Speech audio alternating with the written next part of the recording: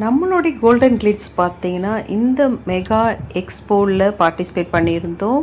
சசிலையா madam நடத்தின Sashti boutique mega எக்ஸ்போவில் தான் நம்மளுடைய ஸ்டாலும் இருந்துச்சு.